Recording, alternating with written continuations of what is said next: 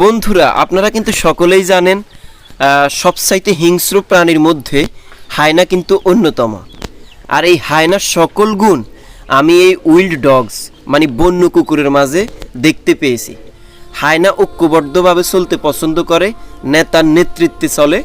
আর এই বন্য কুকুরগুলো নেতার নেতৃত্ব অনুসরণ করে চলাফেরা করে, দলবদ্ধভাবে চলে। এরা কিন্তু সিংহ, এমনকি বড় বড় প্রাণী, মহিষ, বিকট আকার ব্যাফলো, এদেরকে পর্যন্ত এরা এই বন্য কুকুরগুলো অ্যাটাক করে। অথচ তাদের শরীরে কতটুকু মাংস হবে দেখেন। অথচ তাদের চাইতে কয়েক গুণ বড় বড় প্রাণীকে এরা অ্যাটাক করে বধ করে ফেলে। তো এই প্রাণীগুলো নদী পার হবে, দেখেন একজন নেতার নেতৃত্বে এগিয়ে যাচ্ছে।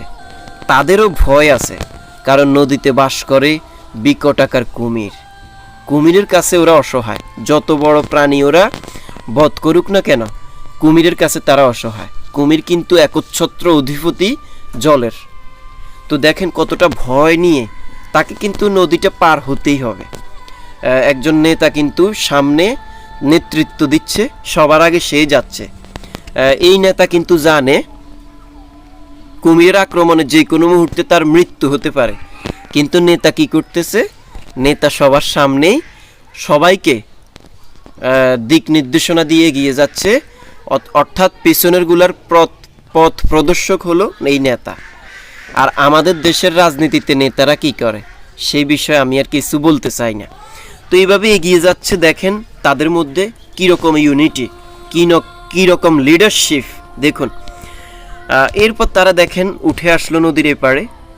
কিভাবে মানে হাওয়া হয়ে গেল, মাত্র এতগুলো উইল্ড ডগস থেকে মাত্র 3টা ডগস ফিরে আসতে পারছে এই পারে। এখন ওরা নিজেরাও অবাক হয়ে গেল কিভাবে একের পর এক বাকি 4-5টা উইল্ড ডগস মুহূর্তে হাওয়া হয়ে গেল।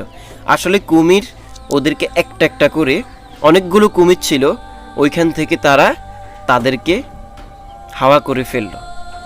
তো এভাবেই আসলে বনের মধ্যে যে যত হিংস্র হোক না কেন, সেও কিন্তু কারো না কারো কাছে শিকার।